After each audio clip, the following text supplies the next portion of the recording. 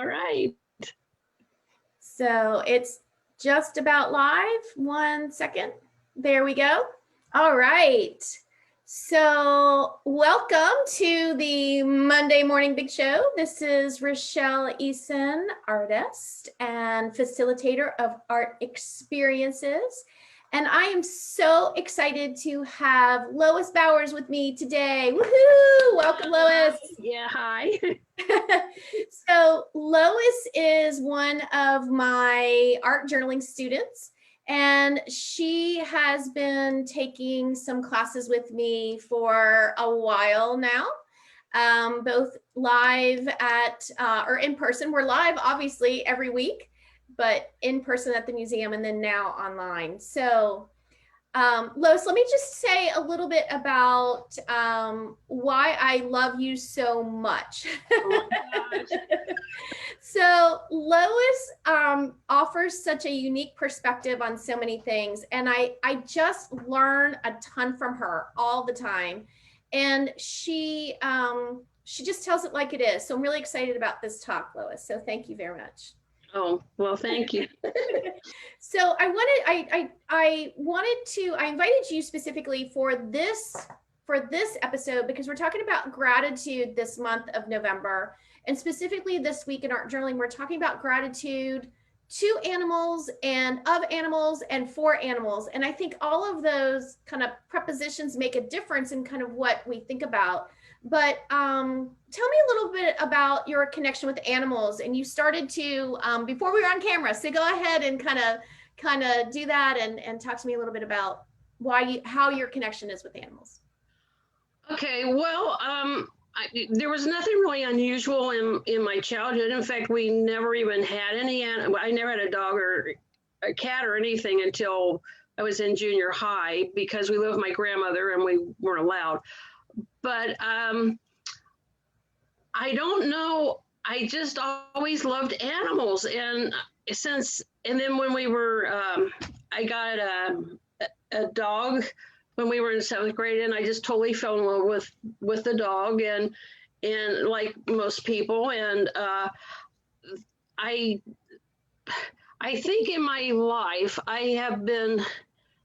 I grew up I was in the late 50s and 60s, and I don't know if you really call it abuse, but neglect of animals. And I as a kid, I kind of saw it, but I didn't connect the dots. I just didn't have a good feeling. Dogs tied up or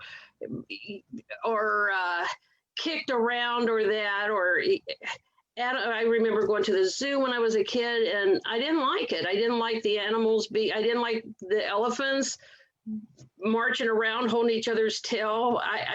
I even as a kid, I couldn't, I didn't know how to express myself because everybody else thought it was okay, but I always had an uneasy feeling about it. But I guess maybe PETA. Right. PETA, I call them the brats of the animal. They're the loud people. They're the ones that get your attention, get everybody crazy. But anyway, they that affected me, the Humane Society and things like that. I just in life you see things on the news of rainforests being taken down, and I just think we as humans have the ability not to hurt animals for our selfishness, and it's just that's ingrained in my head. So I don't know. You can't, you probably can't change my mind about that. I'm very strong. I have my opinions, but I'm really strong about that. And you know what? Isn't that just the basic statement? As humans, I think we have the power to not hurt animals for our selfishness. And we do. And it drives me crazy. Yeah. It's simple. Yeah. It's almost so simple. It's ridiculous at how much we ignore that. We don't do that. Yeah. And then Gandhi, he made the statement, you could judge a nation on how they treat their animals. And I thought about that, and that's true. But then I took it a step further, and I thought you could judge a person on how they treat animals. And so in my little world, there's not a whole lot I can do. I can, do some stuff, but I can rescue a dog. I could help, or I volunteered at the Great Ape Sanctuary. Little things like that. It's not a lot, but it's something, Right, right. and taking stuff down to the Humane Society and dog food or money or whatever's on their wish list. Right. And it's not a lot, but it's something. Well, you know what? And you just said that. I'm going to share something real quick, because we yesterday, believe it or not, and I'm going to put his little picture up there. We just rescued this guy. Can you see him? Yes. Oh my goodness. And he is, I have one more picture and this is him with one of our other dogs and our daughter last night. Or I'm sorry, her. So him is little Monet. Scarlet is the one we just rescued. And she actually came from a very good home, but the owner had to move to an apartment and wasn't allowed. And it's a pit bull mix. She's a little pit bull and boxer mix. And it's hard to get a rental with having a boxer. So obviously we own our own home. It doesn't matter for us, and we absolutely love her already. But we are the same way. Our animals are rescues, and but I do think it goes beyond your pets. I do think I feel kind of the same thing. I feel the same thing that you do. When I was little and we would go to the circus, and I was always cringing when I would see those whips come out. Yeah. And forcing an animal to perform is not a natural habitat. It's just crazy to me. And I grew up in Pittsburgh, and I remember years ago when I was little, the Pittsburgh Zoo actually went to changing all of their habitats to be natural habitats instead of the cages and all of that.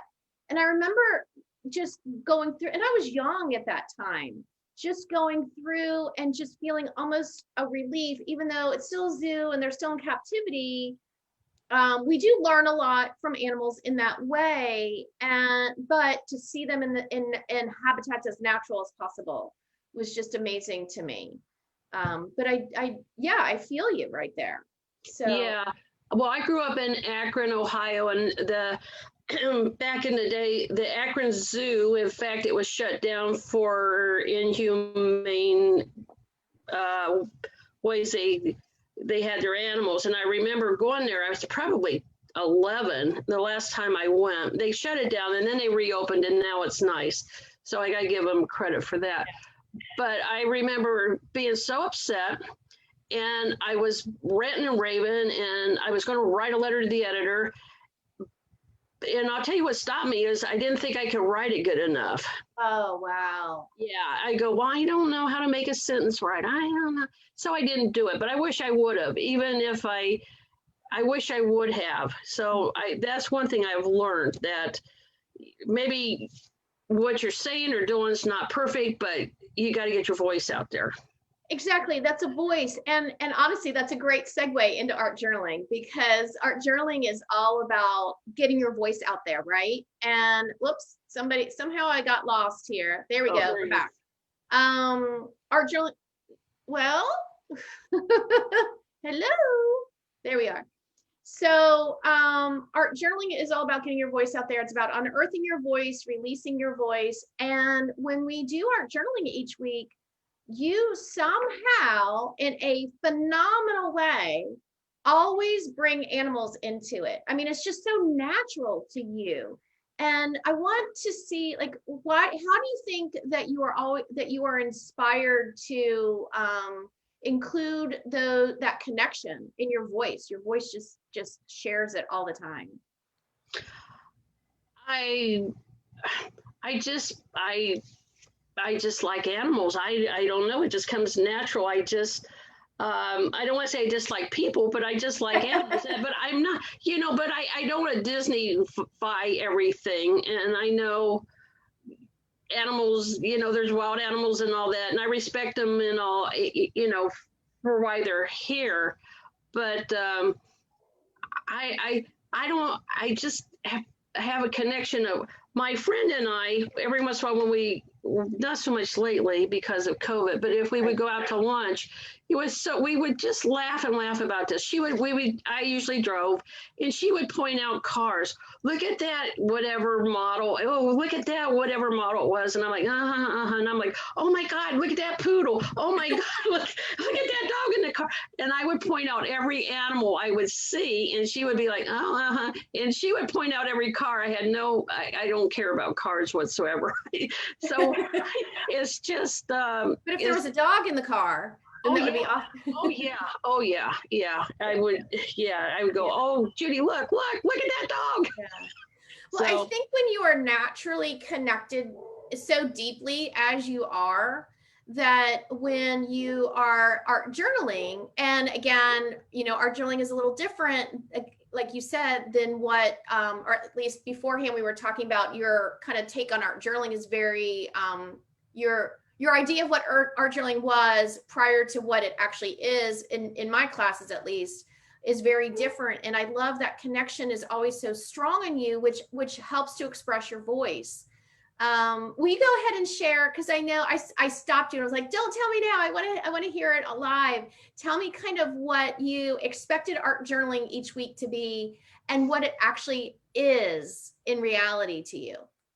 When I saw art journaling on YouTube's, and because you can pull it up, a lot of it is just designs, textures, mixed media, page after page of just different kinds of paints and all that.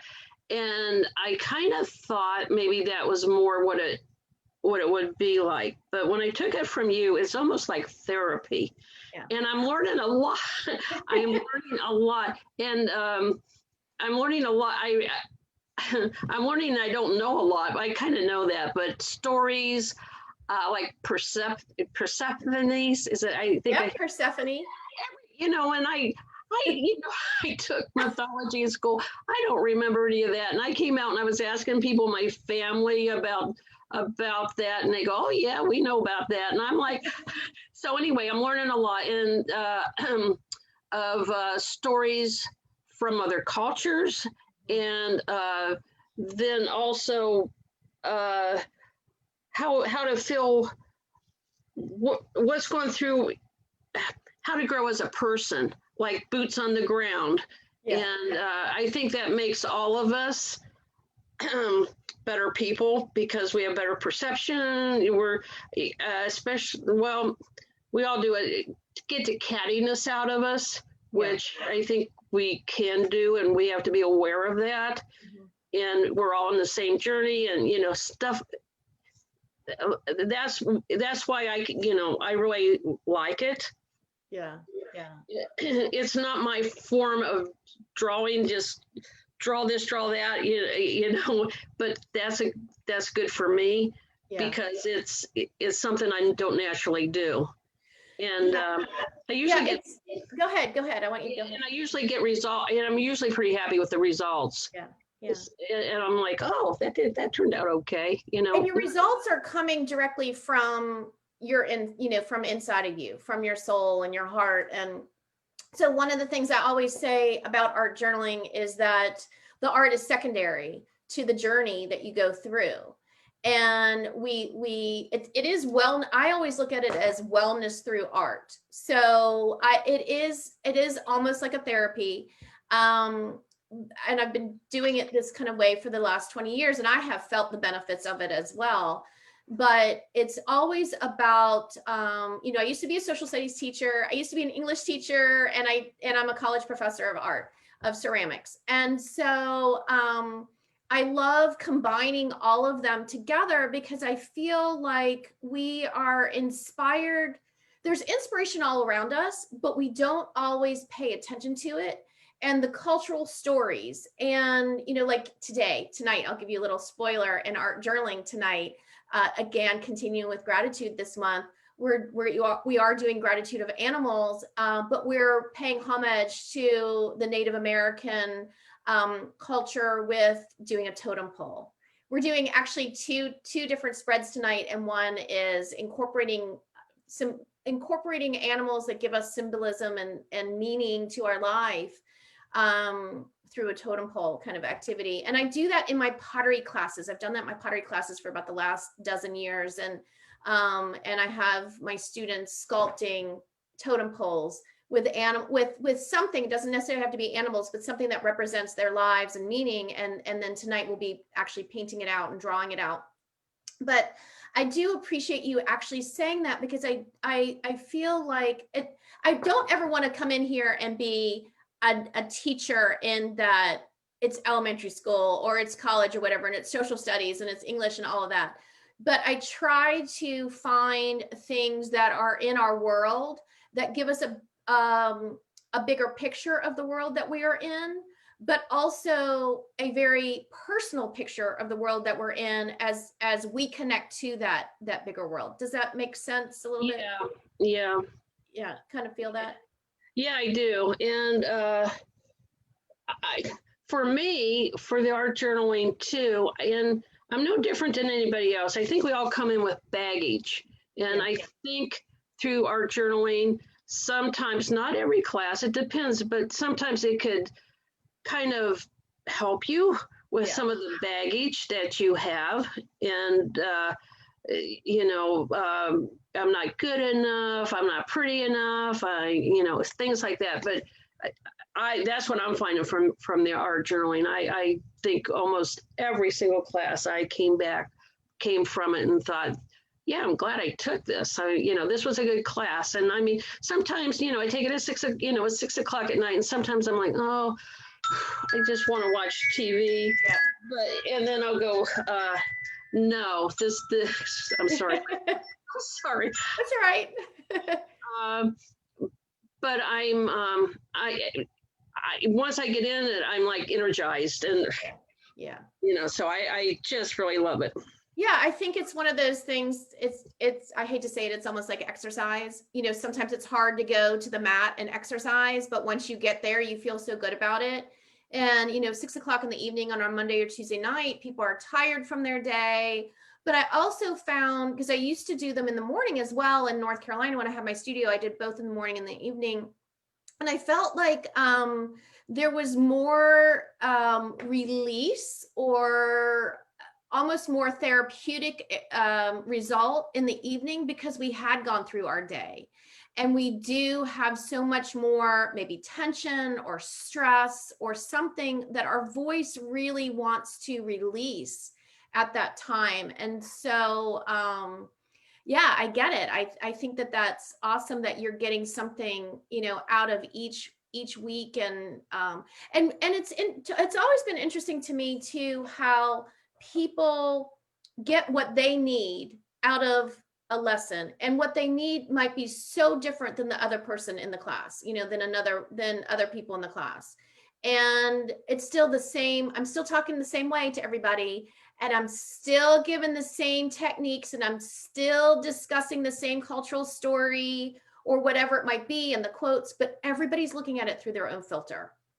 Yeah, and when we share at the end, is interesting to see, oh, look at what you did. It's totally different, because a lot of us, we kind of copy what you're doing a little bit, but, we don't deviate too much from it. But yeah, we all have our own signature on it. And it's, so I enjoy seeing other people's work. And go ahead. Yeah. Yeah. And I don't even know. I lost my train of thought. I'm sorry. There's a delay in the audio, so there's a delay from me hearing you. No, but I enjoy seeing other people's work, like I said, because we're all so different. It's the same, but it's different. Right. And I enjoy that. And you, so what kind of, I know you've kind of already taught on it, but what is kind of the major change that you've experienced through art journaling? Well, this has been a crazy year, and for everybody. Mm-hmm. And I think it has helped me look at the world in a bigger picture. And it would be real easy for me to be depressed, like everyone else. And so I think from our journaling, I have learned this is just a blip in the radar. And to be grateful for the things I have in this, I'm kind of stuck in the house, and maybe a little bit more than other people because I take care of my mom who's 91, and I don't want to contaminate her, and well, plus I'm older too. But I'm through our journaling, I think I've learned there's a bigger picture out there. There's a community out there, and we're all connected. Mm-hmm. And so I think it's helped probably with not being depressed. Yeah. Which, and to be great, and for gratitude. I mean, I live in a really nice house. I have a TV in every room. I have some animals that I get to pet. And I mean, we have too much food. I mean, I'm getting the Corona belly. So yeah, but it's a tough time for the world, I think. Yeah. And then the politics and all that it's just. Yeah. So this is kind of, so it's kind of been a safe haven too, correct? A little bit about, yeah. And I think art, I don't know. I think most people like to be creative, and like some people I don't understand and like to draw. But when I'm back here drawing or painting, I mean, it's not like I could just kind of like tune everything out. Right. And I'm in my, you could make your world what you want in your paintings or drawings. So yeah. And live in it almost, when you go back, and I am all about the writing too, but when you go back to your journal pages and you do your writing, because that's obviously something we don't do in class because I think it's so personal. But you can relive that experience that you did through the art. And I always say that the art is your pre-writing time or your draft almost to your journaling. Get rid of this phone. Wait. Her phone is going crazy. So just to show you, because of our new dog, I pulled out my Le Chien mug here. Yeah, I'm just showing I pulled out my Le Chien mug with my dog on it, or with a dog. I don't know if you can see the dog drawn. I can. Sketch on it, and on the other side, I'm all about French. So it says Le Chien and goes. So I pulled that out this morning in honor of our new little Scarlet that we got. Oh, well. But yeah, I think that I think it's a safe haven in the fact that, first of all, your journal is always safe, right, to write in. I try to, and we have very limited supplies. We have pencil, and we have watercolor paints, and every once in a while I'll throw in some watercolor pencils if some people have. If they took my classes at the museum, a lot of times they have those watercolor pencils. But we're very limited on supplies for a purpose. I want this to be about a journey and about going down deep into one medium or two mediums, just to kind of let yourself go into that zone. But I have always felt, and I love mixed media in different ways. I mean, there's definitely all kinds of places for other mediums everywhere else. My art journaling classes are very specific to just sketching and to painting with watercolors, so that we can go through that mental journey through the 2 hours and not worry about, okay, we've got to cut this, we've got to do this, we've got to layer this on, and is this glue going to work, and we can really just follow that art down our own rabbit holes to our inner voice and release, because it's a smooth path to releasing that at that point. Yeah. Yes, I agree. Yeah. So, all right. So I wanted to ask you too about, you've taken my classes in person and now online, because you took a series at the museum, Polk Museum of Art. Love Polk Museum of Art. And yay, Polk Museum of Art here in Lakeland, Florida. But what do you feel, and I know you've already touched about that you're kind of you're homebound for multiple reasons, obviously COVID and your mother.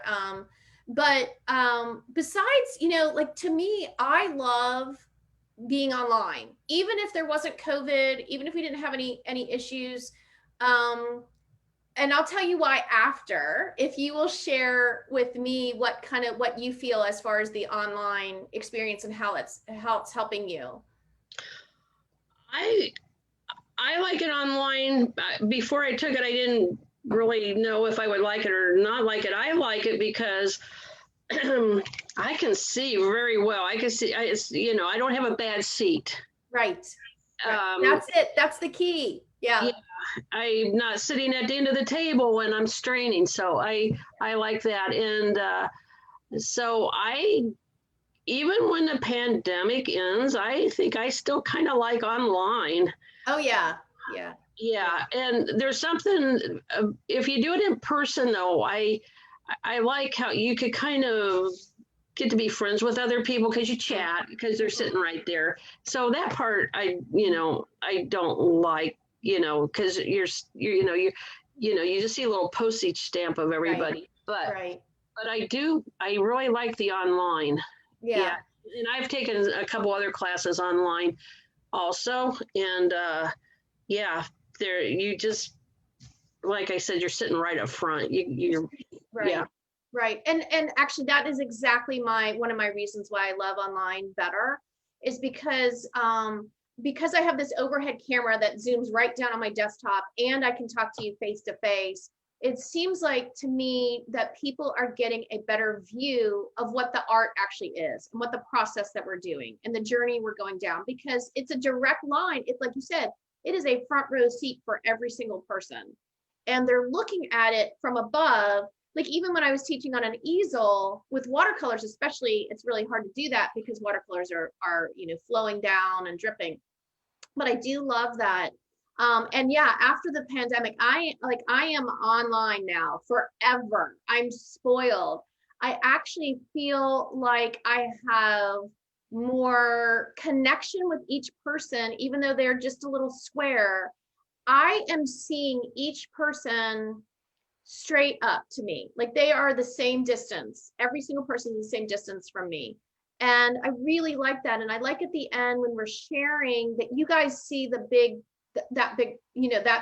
picture of the person sharing too. And you feel like they're almost presenting to you and only you in a way.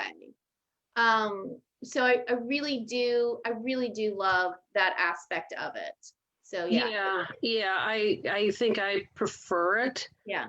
And the other thing is, and it's not a big deal, but if you're ever taking a class, there's distractions of, somebody's too chatty or they don't know what they're doing. I mean, and that goes with it. But this way, everybody's muted. It's like, and everybody's their own thing. If they have a problem, they can, you'll help them.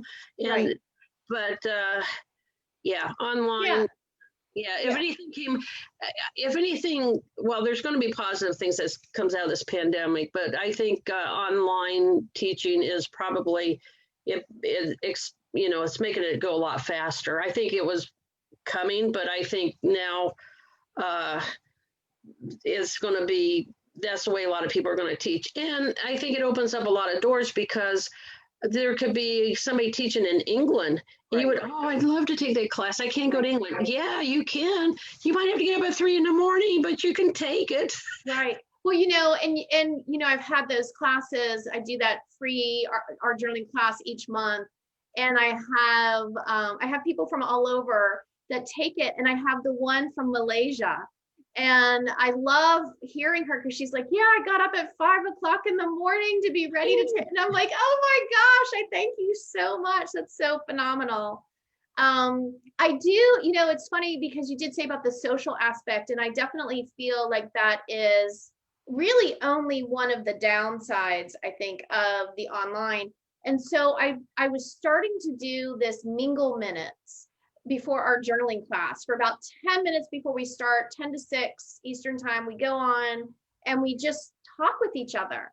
And it's interesting because the dynamics are very different between my Monday nights and Tuesday nights, and that it's very much like a classroom. You go into a classroom, and the makeup of the people in one classroom is very different than the dynamic of the other classroom, and that's kind of happened with the Mingle Minutes.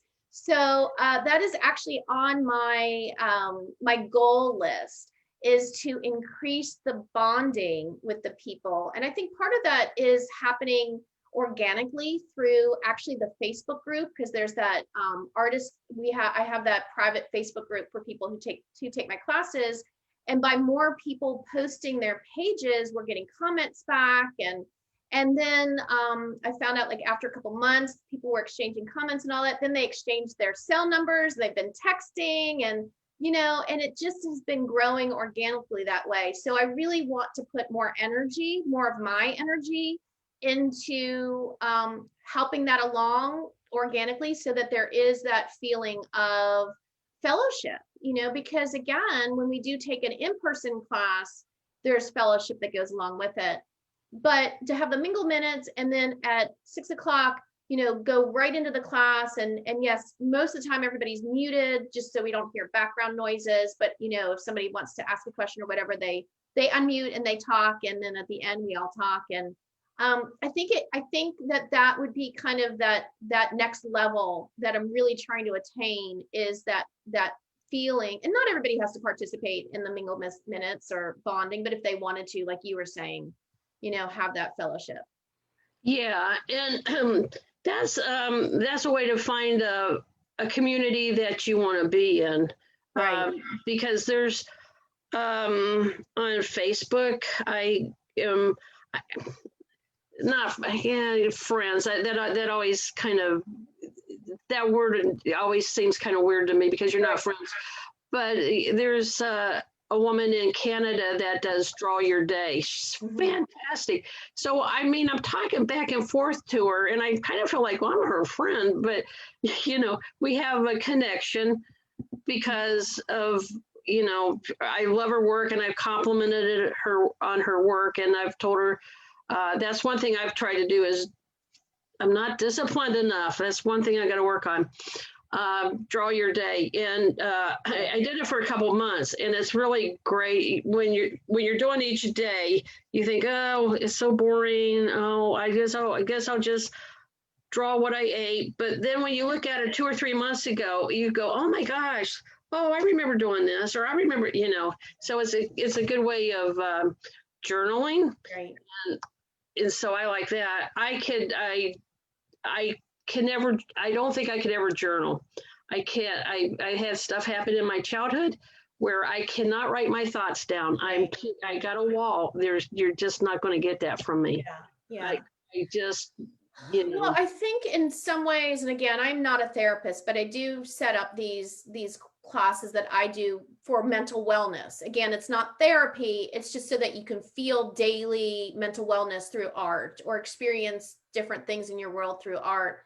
And I think, that the opportunity to just release whatever you're feeling in that moment through art, and maybe some quotes that we might use or anything like that, I think in a way it is possibly releasing a little bit about ourselves. Maybe not what happened in the past, maybe, definitely not the trauma or anything, but it is releasing a little bit about ourselves that maybe we didn't realize. Just like you said, going back 3 months ago and seeing what you did in your day is actually speaking volumes to you now, because it's showing your journey, right? It's a visual journey. Yeah. And it's if anybody can do that, I mean, it's not really art journal. Well, it's called Draw Your Day, and there is a kind of different branch of art journaling, but I really kind of like it. And I like it I always look at it like 100 years from now, say it's still around, never got thrown out. I think it would be fascinating for someone else to see it. I would have loved to see things from my great grandmother, her day with life. Of which I have that book. It's not behind me. It's actually, I think it's in my other studio, but I have that book and Sketch Your Day. And it really is a phenomenal, it's actually a great component, I think, to what we do weekly, because weekly we're looking at kind of this theme and we're expressing through this theme and we're trying to hear that conversation in ourselves. And some people do work on it through the week too. But I think the Sketch Your Day is very much a companion to that, in that, you know, you can see what is extraordinary in your life within the ordinary. And it helps with gratitude, right? Just like you were saying, this is helping you be so grateful. And the beginning of the month of November, we did gratitude for ourselves. And I've had a lot of response from people that said, gosh, I have never thought about gratitude to myself. I'm grateful for things I have, but I haven't ever thought about gratitude toward myself. And both through the art journaling experience that we had and your Sketch Your Day, I would think that that would help you to increase the gratefulness you have for yourself and see how you're living an extraordinary life within ordinary means, even if it's popping something out of a microwave. you know I just feel like all of those things come together and help us be grateful to, not just for what we have, but to who we are. Yes. Yeah. Yeah, I agree. And I think one thing I learned through our journaling too is to kind of love ourselves, look at ourselves and go, I need to love me too. I need to love I need to honor other people and other things and all that, but not to. And I think women, we kind of put ourselves on the back burner. Yep. And I think we, self-love. Right. I deserve to be loved too in this universe. Right. And like I said, I think we as women, sometimes the culture or whatever, we just kind of put ourselves on the back burner because we want to take care of everybody and everything, but we don't take care of ourselves. And I think through our journaling, I think I kind of got that, I deserve some of this love too. Yeah, exactly. And I'm so glad you said that. I think sometimes I always think of it as a generational thing too, is that we were brought up as women and we needed to do everything for everybody else. And even though we're career women now and we can have our careers, we can have our family, we can have whatever we want, there's still kind of this stigma in the air that in our generation, I think that when you take time for yourself, it's almost selfish. The younger women, I'm happy to say, younger women and younger generations, they aren't thinking that. At least, they are giving themselves time. They're going to have coffee at the local coffee shop with a friend or even just by themselves just because they can. Yes. For me, for years, I would only go to the coffee shop to have a cup of coffee if I was meeting somebody specifically that I had to do, for a committee I was on or volunteering or whatever it was.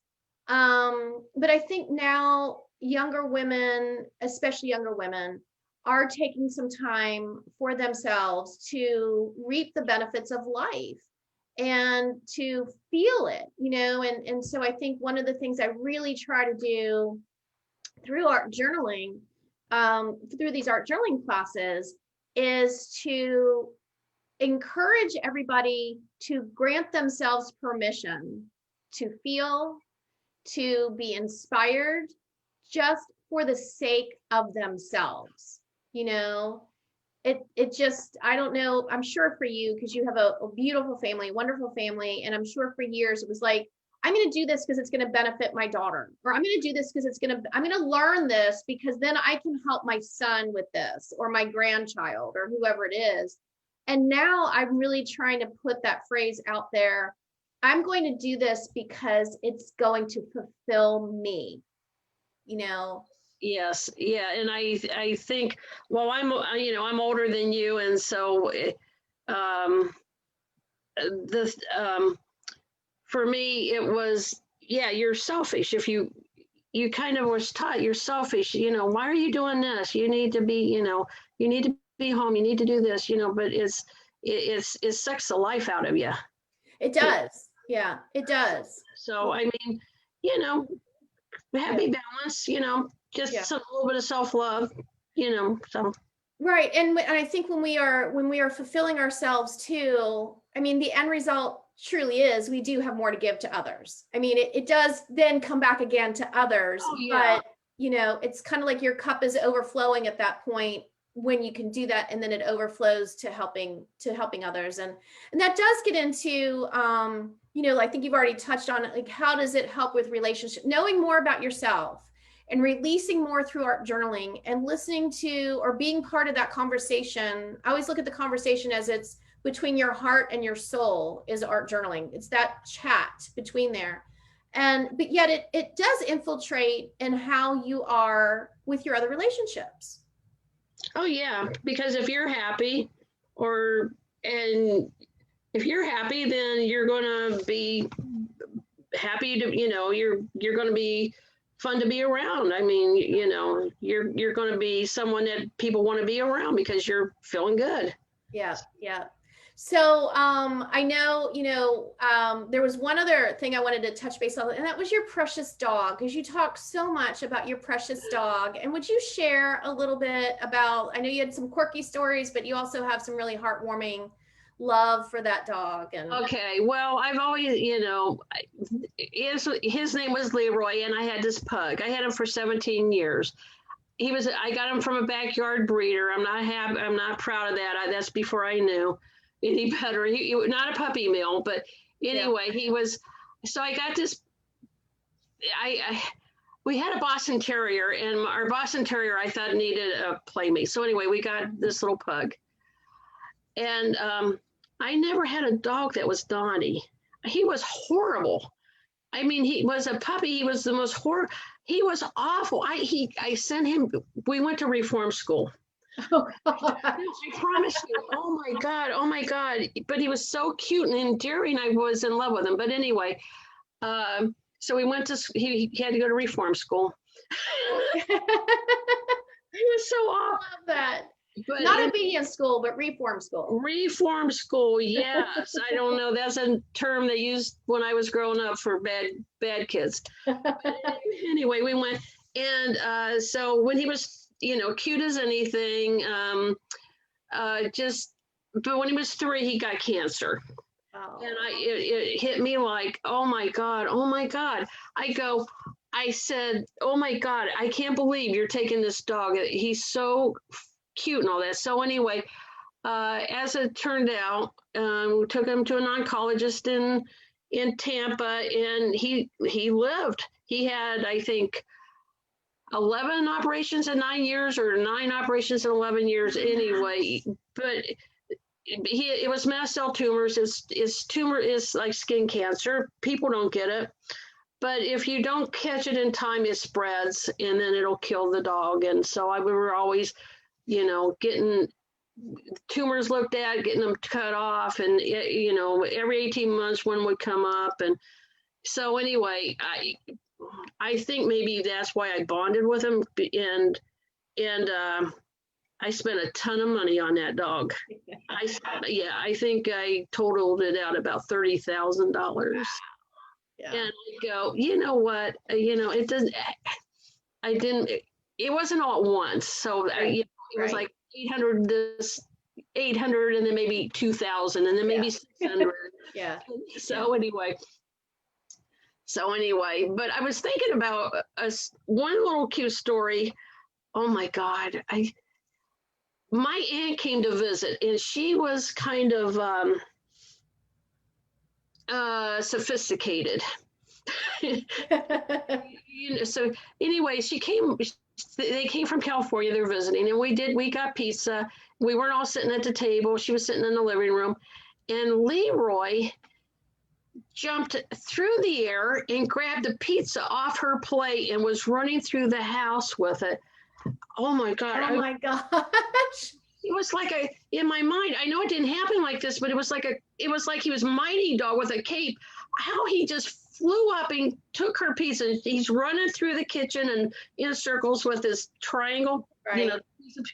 And I'm like, oh my God, because her name was, I was named after her. Her name was Lois. I go, oh my God, Aunt Lois, I'm so sorry, because this is a sophisticated woman and we're not. So, she was just like devastated. So this is this kind of stuff he would do. Oh, wow. And so we got the piece away from him, and my mom was like, oh my God, what am I supposed to do? Because, this isn't good behavior. And my mom goes, oh, honey, he wanted it so bad. Just break it up in little pieces for him. So he could, so we didn't like take his piece away and, Yeah. we just cut it up in little pieces. And of course, Aunt Lois had it. But that, people, I know everybody has stories like that, but that's one story that we laugh about. God, but anyway, he was almost 17. Yeah. And the cancer didn't get him. I had him put to sleep. He got arthritis so bad. Oh, wow. He was crying all day and up all night. And I would get towels, put them in the dryer and wrap them in there to try to alleviate the pain. And, and so anyway, it got to a point where his quality of life was, it was, I wasn't going to keep him alive for me. It was like, but anyway, I think too, trying to keep him alive because, those dogs are so cute.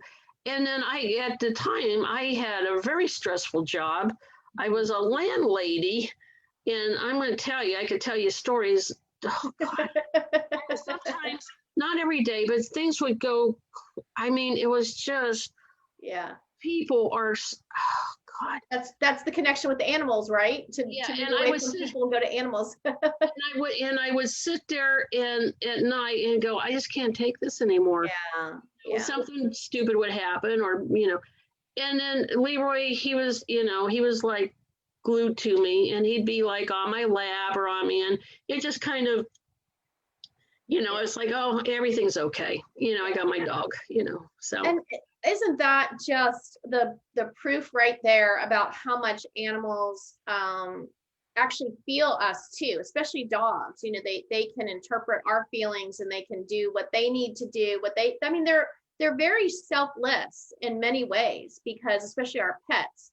I'm not talking about cats, but dogs. Because a dog will go in there and truly feel what you're feeling, and and lay themselves on you. I know my daughter did training for service dogs, and she would send us little video clips and all that of her training, and just talk about she did service dogs for medical issues, but also some emotional issues, and it's amazing the power that these dogs have in helping us kind of get in tune with our feelings and bring us back to a balance. At the end of the day, like you said, just having Leroy in your lap and just kind of, that was your breath out, Yeah, because it was, it would be not every day. It wasn't, I don't want to make it like, the job was the job from hell, but there was some incidents that were very stressful. Oh, I lost you. You're frozen. And, you have the dog there. And then the other thing is, and then we got our third dog through one of our tenants who was abusing their dog. Oh. And I took him in, and I go, what do you, they went on vacation. They tied the dog to the front door, and they left for 3 days. Oh, I was livid. Right. So anyway, and I try not to get into their personal lives, but anyway, I said, what are you going to do about that dog? And they go, well, we're going to take him to the pound because he's jumping on our toddler. And I said, well, can I have him? And I thought, oh my gosh, so anyway, I took this dog. That was 3 dogs. To me, that was too many. And I go, I'm not going to bond with this dog. I'm not going to bond with this dog. And I want to tell you, I did one of the worst things ever. And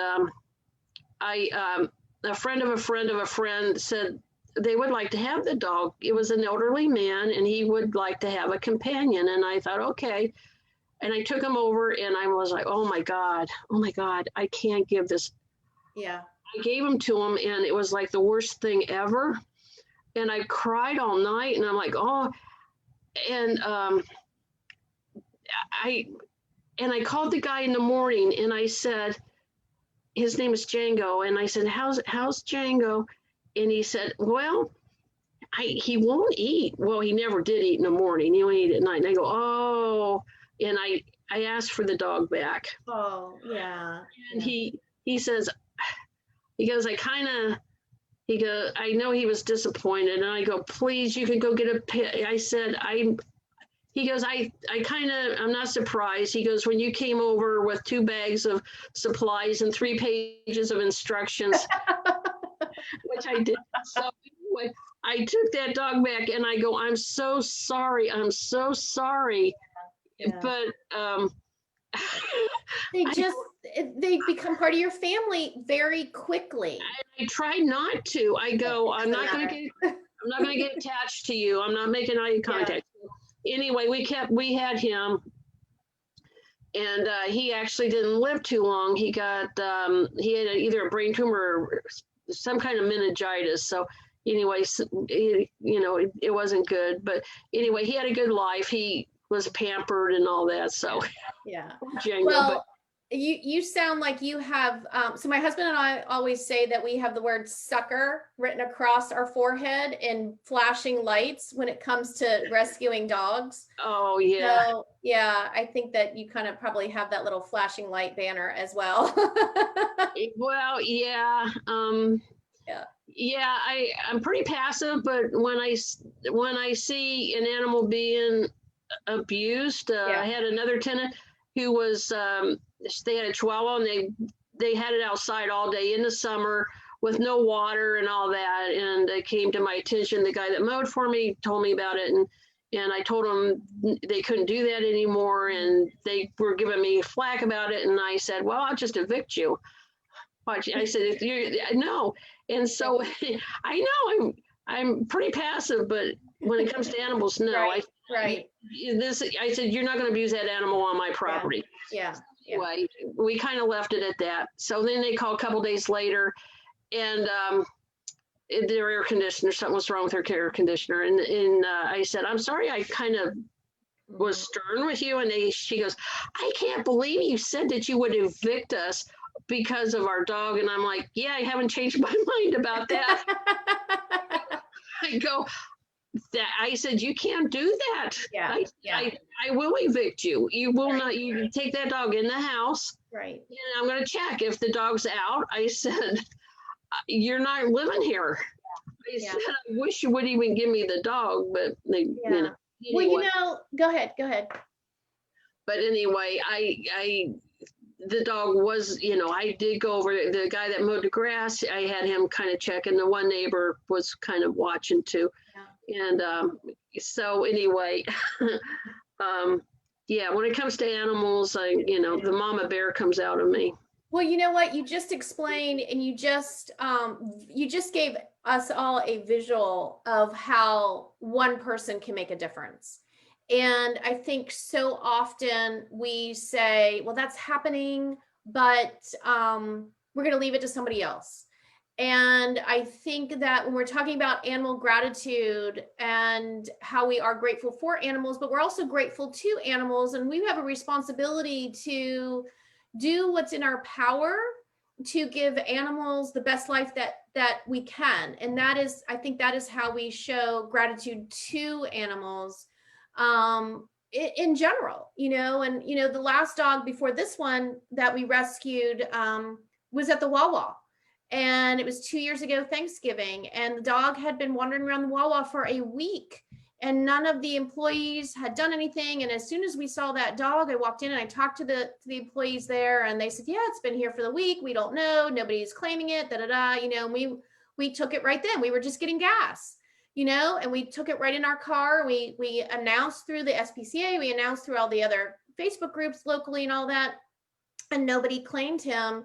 Now he is my daughter's big dog. He's a big dog, and he's named Milo, but he is as precious as anything. But he was skinny and weak, and it was sad to me that it took a week for, well, we came along obviously and took him, but nobody else stepped up to take care of this dog. And I'm not patting ourselves on the back. I'm just saying how a lot of people saw that dog and just turned the other way.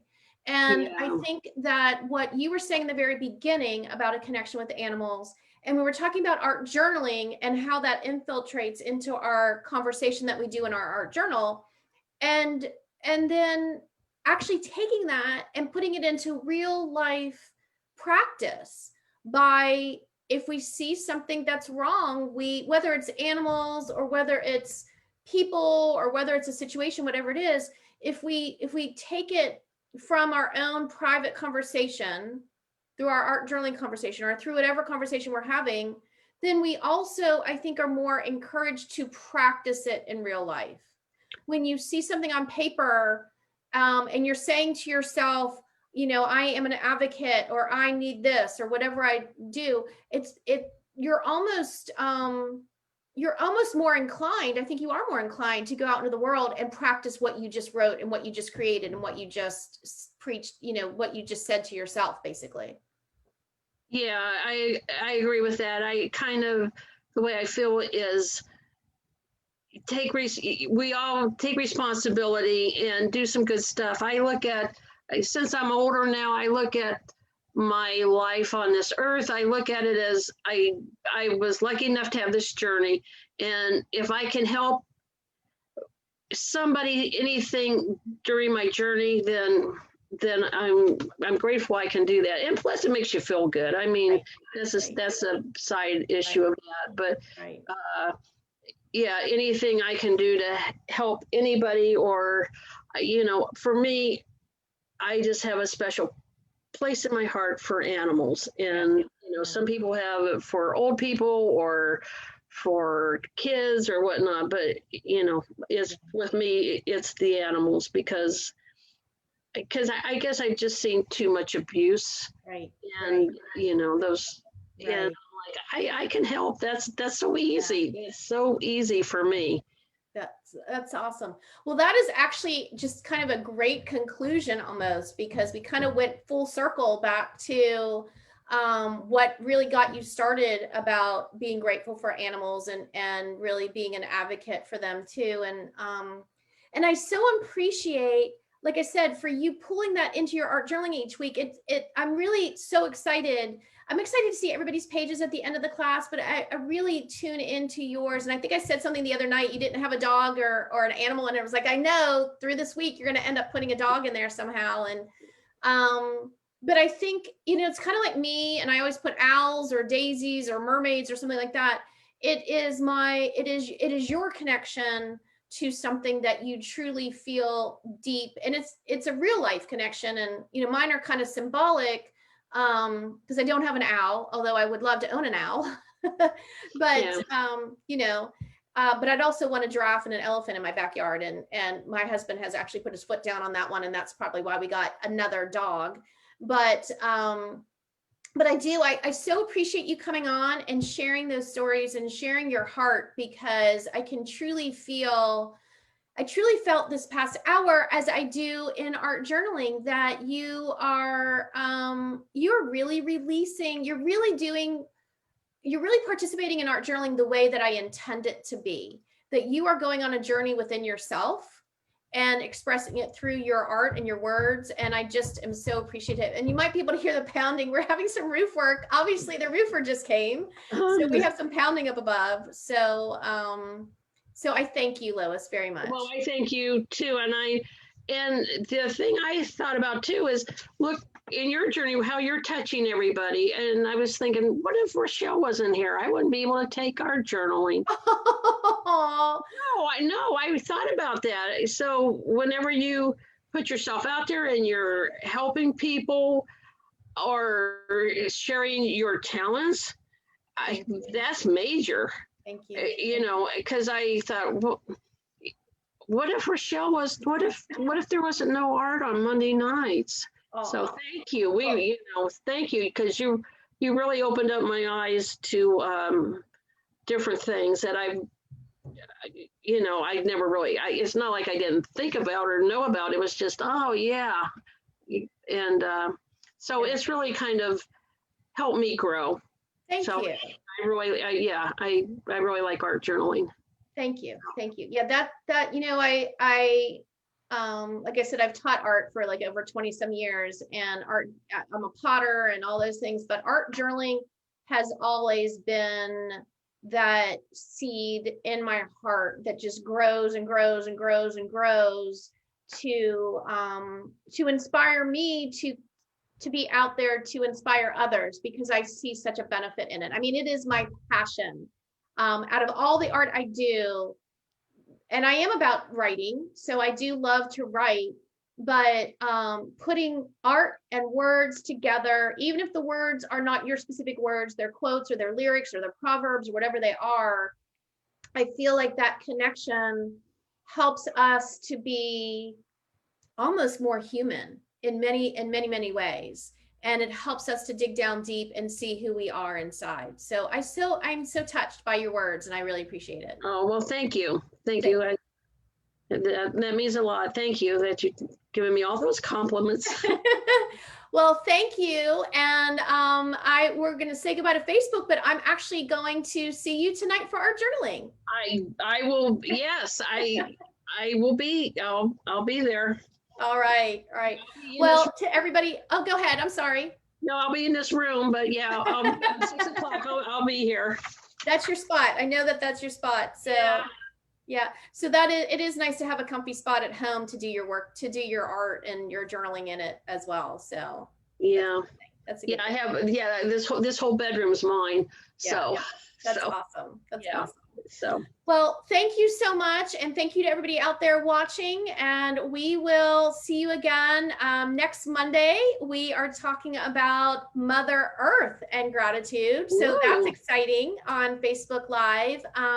But you can always go to RachelleEason.com and see what's going on with our art journaling classes, as well as Behind the Brush membership, all kinds of good stuff I have on RachelleEason.com. So I appreciate it.